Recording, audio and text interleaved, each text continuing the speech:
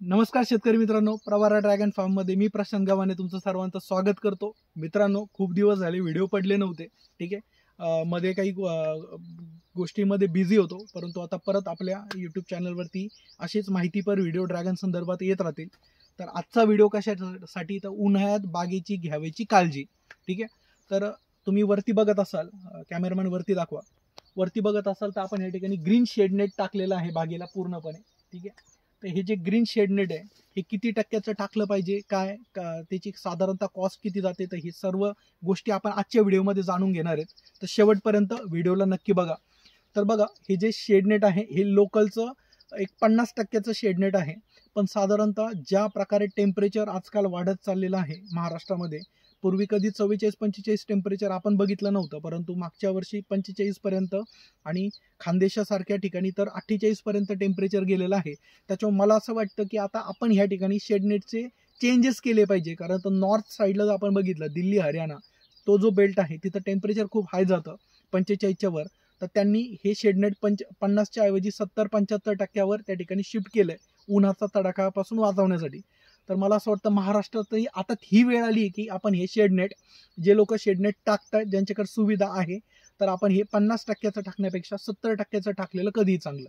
आता हे शेडनेट आम्ही मागच्या वर्षी 50%चं घेतलेलं होतं, त्याच्यामुळे आम्ही ह्या वर्षी हेच कंटिन्यू केलंय, परंतु नेक्स्ट इयरला आपण या ठिकाणी 70%चं शेडनेट टाकणार आहे। आणि ते शेडनेट किती असायला हवं, वरती दाखवा एक मिनिट। तर ही जी वरची जी टोटल लेंथ आहे, तुम्ही जर बघितलं, ही जी कॅनोपी आहे ही कॅनोपी 8 ते 9 फुटाची कॅनोपी, म्हणजे ह्या साईडपासून तिकडच्या झाडापर्यंत पूर्ण जी कॅनोपीची लेंथ आहे ती 8 ते 9 फूट आहे। तर तुमची सावली जी असली पाहिजे तर 8 ते 9 फूट आयडियली असली पाहिजे। बऱ्याच ठिकाणी सावली फक्त 6 फुटाची असते, परंतु आम्ही काय केलं, त्यातल्या त्यात 6 फुटाची सावली तर होतीच, ते बघा त्या ठिकाणी तुम्हाला 6 फुटाची सावली दिसेल, पण त्याच्या पुढे जे शिल्लक राहिलं होतं 2 फूट कापड आपण 8 फुटाचं घेतलं, आणि जे 2 फूट आहे ते आपण पलीकडच्या साईडला बांधलेलं आहे ओढून, जेणेकरून पूर्ण 8 फुटाची सावली आपल्याला मिळालेली। आणि पूर्ण बघा बागेची ग्रीनरी तुम्ही बघा, पूर्ण प्रॉपर आहे बघा, पूर्ण ग्रीन अशा प्रकारे बाग आपली या ठिकाणी आहे। कुठलंही सनबर्निंग नाही आहे, कुठलंही पिवळेपणाचं निशाण आपल्याला दिसत नाही आहे। त्याचं कारण म्हणजे बागेचं असलेलं व्यवस्थापन आणि सावलीचं नियोजन। दुसरी गोष्ट, अजून एक काळजी काय घ्यायची, ती म्हणजे आपल्याला यासाठी पाचटाचं नियोजन करायचं आहे, जेणेकरून आपली जी मुळी आहे ती मुळी गरम होऊ नये उन्हामुळं। आणि सनबर्निंग होण्याचं मेन कारण असतं की मुळी गरम झाली आणि खाली जर पाणीचं प्रमाण असलं तर अशा वेळेस काय होतं, ती मुळी गरम होते आणि झाडाला सनबर्निंग करते, ठीक आहे। तर आपण काय करायचं आहे, 65 मल्चिंग करून घ्यायचं आहे। 65 खूप स्वस्त मिळतं आम्हाला, साधारणतः 22 ते 24 रुपये गठ्ठ्याने या ठिकाणी 65 मिळाले।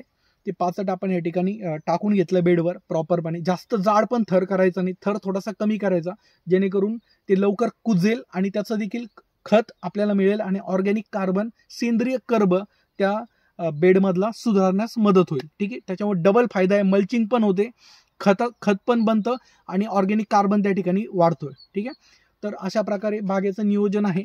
याच्या व्यतिरिक्त तुम्हाला अजून काही शंका असतील नेटबद्दलच्या, मल्चिंगबद्दलच्या, तर तुम्ही कमेंट सेक्शनद्वारे नक्की कळवा।